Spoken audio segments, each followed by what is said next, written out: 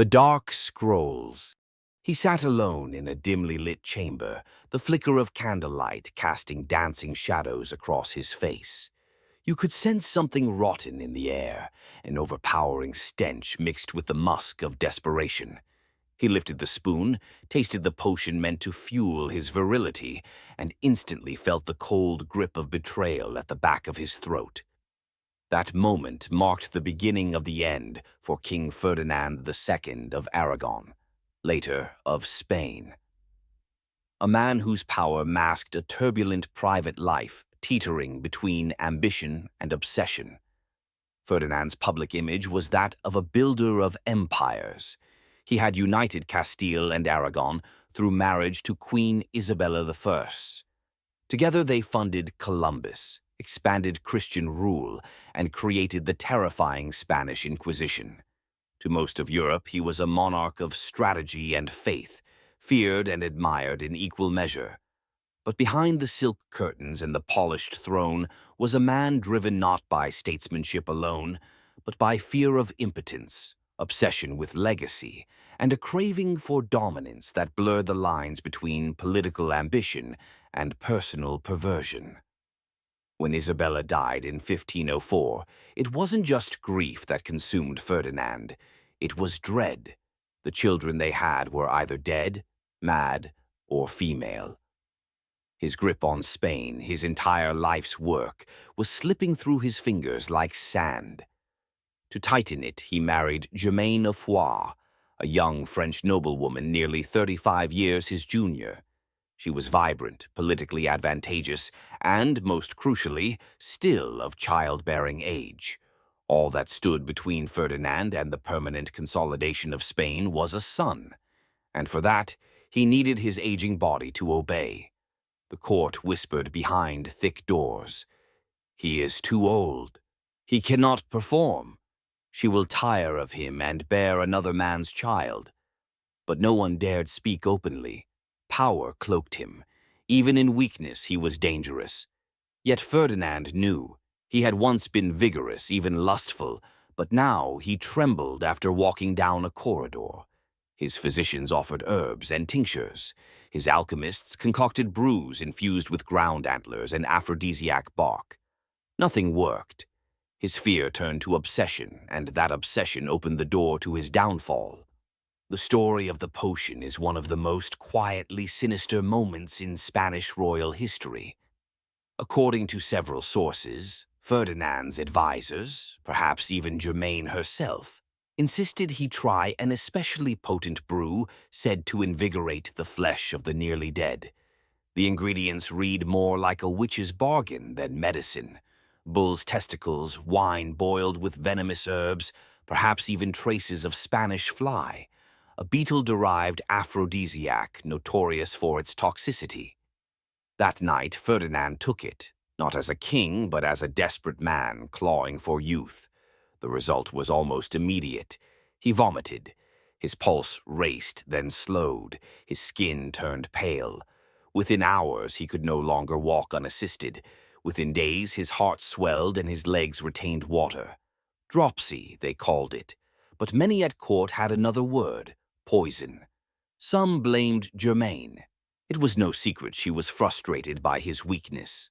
Others accused a faction within the court that wanted to see Charles of Ghent, Ferdinand's grandson by his mad daughter Joanna, rise sooner to the throne. Either way, the suspicion took root like mold in a rotting chamber. Even as his body withered, Ferdinand tried to remain a ruler. He issued decrees from his bedside. He met with envoys while coughing blood into embroidered napkins. But the veil had dropped. This was no longer a king steering the fate of nations. This was an old man betrayed by his body, a slave to the very legacy he sought to cement. What haunts history is not just the image of the king suffering in bed, but the question of why he endured it all. Was it just for a son, for Spain? Or did something darker pulse beneath his skin, something tied not just to lust but to control? Rumors long buried suggest Ferdinand had maintained hidden chambers in the palace, places where his control extended to people as well as policies. Servants disappeared. Foreign girls brought in for language lessons never returned home. His obsessive need to dominate did not stop at the council table. It infected his personal life, staining his private quarters with secrets that never made it into official chronicles. One ambassador from Venice wrote in code that the king seems possessed not by age, but by a hunger of strange tastes. He left the phrase unexplained. Others noted how Germaine rarely appeared alone and kept a dagger strapped beneath her gown, a strange precaution for a queen loved by her husband.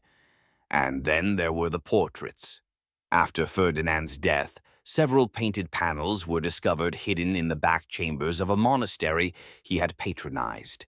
They were quickly burned, but the monk who found them noted that they were obscene in nature and displaying his majesty in positions most undignified. Whether these were real or merely fables twisted by politics, they added to the image of a man who had ruled continents but lost control of himself. By January of 1516, Ferdinand was mostly bedridden. He was barely eating, his breath was wet with fluid, and his doctors gave conflicting predictions. Some said he might last the spring, others said he wouldn't last the week. What no one expected, however, was what he did with his final days. He summoned not only his advisors, but the heads of religious orders, military commanders, and legal scholars. He dictated new documents. He changed succession rules. And most notably, he wrote a private letter to Charles, warning him that Spain is not governed by love, but by fear. Be the hand that strikes first, or be the throat that's cut in sleep. That line was later discovered, heavily redacted, buried deep in Habsburg archives.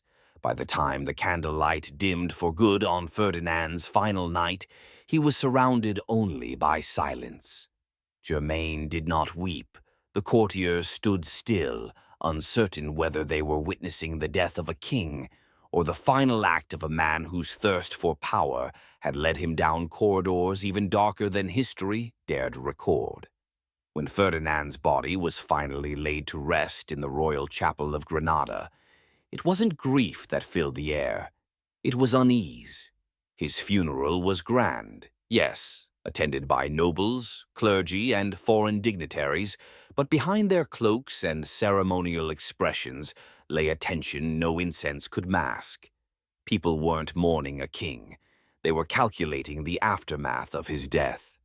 His will was sealed. His secrets were not. In private, Germaine of Foix retired to her quarters with a calm that disturbed the court more than any public display of grief could. Whispers followed her like perfume. Some said she had poisoned him with the potion to seize power. Others insisted she was merely a pawn used by greater hands, Habsburg loyalists who needed Ferdinand out of the way so Charles could ascend. She didn't protest the rumors. She didn't need to. Her silence became her weapon. Charles of Ghent, just 16 years old at the time, now found himself heir to a divided empire with an uncertain future. Raised in the chilly court of Flanders, he barely spoke Castilian.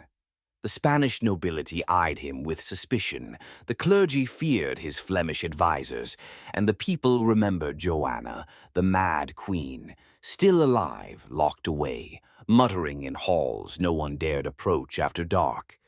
Spain had not found peace in Ferdinand's death, it had inherited his ghosts. But while the world turned its eyes to Charles, the deeper rot of Ferdinand's legacy remained buried beneath stone and whispers. It wasn't just about the way he died. It was about the systems he built, the patterns of cruelty he normalized, and the personal indulgences that blurred the line between monarchy and madness. During renovations at an old palace in Valladolid, decades later, masons unearthed a hidden room behind what had once been the king's private library. Inside were rusted chains bolted to the walls, a cracked basin stained with something that refused to wash away, and fragments of foreign fabric, silk not of Iberian make. No official record was made, The workers were paid off, but one wrote to his brother in Toledo, describing what he'd seen as a dungeon for pleasure, not for punishment. That letter was intercepted. The man vanished. Ferdinand's obsession with power had not stopped at politics. It had extended to people, flesh, submission, fear. Those closest to him had known or suspected. His confessor reportedly took to fasting for weeks after each private audience. A papal envoy once wrote, "He rules as God might, unquestioned, but I fear he has forgotten that he is still a man." Documents like these, hidden or destroyed, hint at the duality of his rule: calculated brilliance on the outside, decaying morality within. There were also stories of the Inquisition being used for more than religious control. One account, tucked away in a suppressed Jesuit memoir, spoke of young women taken from heretical families under the guise of conversion, only to vanish into royal compounds. Some reappeared later, quiet, altered, pregnant. Others never did. Whether Ferdinand orchestrated this himself or merely allowed it, the line of accountability led straight to his feet. The psychological portrait that emerges is of a man not consumed by lust, but by domination. Sex was not about pleasure, it was about power. His partners were not lovers, they were territory. His legacy wasn't just written in maps or treaties, it was carved into people. Even the succession, which should have been a simple matter of lineage, bore the stain of his control. Charles arrived in Spain to a court already twisted by Ferdinand's final orders. Laws had been altered, allegiances shifted, entire councils replaced. It was as though Ferdinand, knowing death approached, had laid traps in advance, daring his grandson to step wrongly. One wrong decree could fracture the unity of the realm, and it almost did. Charles, young and untested, stumbled through his early months as king. His Flemish advisors enraged the Castilian elite. Revolts stirred. The comuneros rose up, citing taxation and foreign dominance. But beneath their banners was another grievance, unspoken yet deeply felt. Ferdinand had turned Spain into a machine, and Charles was now pulling levers he didn't understand. The people weren't just resisting a king, they were trying to breathe after years of suffocation. Ironically, it was Ferdinand's shadow that taught Charles how to rule. From the wreckage of rebellions, he began to grasp the calculus of fear, the necessity of appearances, the cost of mercy. But Charles, unlike his grandfather, tempered cruelty with vision. He became Holy Roman Emperor, extended Spanish dominance across oceans and continents. But he never quite escaped the blood-stained mirror Ferdinand left behind. In quiet moments, Charles would return to the Alcazar, wander its stone halls, and stop at the room where his grandfather had died. He once ordered the tapestries removed, revealing a wall etched with strange symbols, neither Moorish nor Christian. No one could decipher them. He left them untouched, a reminder perhaps that power exacts a price, and that some legacies are better left unexplored. Outside the chronicles, outside the court records, the stories persisted. A midwife who claimed to have treated Germain after a miscarriage spoke of a child that looked nothing like Ferdinand. A former servant in Zaragoza described a blonde girl who sang in a strange tongue in the king's chambers before vanishing in the night. A merchant from Naples sold an amulet said to contain the madness of the Aragonese. All fiction, perhaps, or the lingering breath of something real. What remains undeniable is this: Ferdinand II reshaped Spain, set the foundations for a global empire, and weaponized faith in ways that still echo centuries later. But beneath that, far from cathedrals and monuments, lay a darker tale, a chronicle of flesh, fear, and fractured desire. And that, more than any war or treaty, may be the most enduring legacy he left behind. Years later, as the empire he built sprawled across continents, Ferdinand's name began to fade, not from history books but from reverence. He was remembered, yes, but not loved. The monuments that bore his crest stood tall, yet the air around them carried no warmth. His face on coins, his words in decrees, his tomb under marble, they endured, cold and silent. What he left behind was a kingdom stretched wide and tight, like a drum ready to tear, its rhythm sustained not by unity but by fear. Spain, under Charles and later Philip II, became a colossus. Galleons carried silver from the New World, missionaries spread the cross to unknown lands, and armies marched under banners soaked in Catholic zeal. Yet, the ghost of Ferdinand never quite loosened its grip. It lingered in the eyes of inquisitors, in the hesitation of servants who still avoided certain rooms after nightfall, in the paranoia that crept into every royal succession thereafter. Because what Ferdinand introduced into the blood of Spain was not merely absolutism, it was the disease of control disguised as divine order. Centuries would pass, his reputation would be reworked, whitewashed, rewritten. To some, he was the Catholic king, a founder of modern Spain. To others, a despot who traded souls for power. But in the quiet spaces, those historians rarely cite, his true legacy whispered. It came in testimonies too scandalous for official archives, in scrolls hidden beneath convent floorboards, in stories passed between laundresses and gravediggers.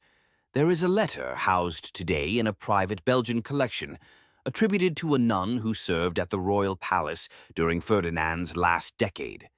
In it, she wrote, "He feared not hell, for he believed he had already made a better one here. He feared only to be forgotten." And that is perhaps the most tragic irony. For in chasing immortality through empire, bloodlines, and domination, he became immortal in another way entirely, as a caution. History often crowns conquerors. It celebrates builders of nations, makers of laws, wielders of iron and fire. But it also remembers the cost. And Ferdinand's cost was high, paid not in currency or armies, but in the quiet ruin of lives touched by his need for absolute dominion, even in the most intimate corners of existence. Somewhere deep in Granada, a boy once asked his grandfather why the old castle was always locked after dusk. The old man simply said, "Because kings do not always sleep, some wait." That image remains, of a ruler who reached for heaven, clutched the world, but sank into a darkness of his own making. He could command fleets, shape dynasties, and bend wills. Yet he could not escape himself. His enemies feared him. His allies obeyed him. But none loved him. And when the final candle flickered, he died not as a king surrounded by honor, but as a man drowning in the consequences of his own hunger. His story, in the end, is not one of grandeur or triumph, but a warning of how power, unchecked, turns desire into decay, of how a man can rule the world and still be the loneliest creature within it, and of how history, no matter how carefully rewritten, always remembers the truth, especially the parts whispered in the dark.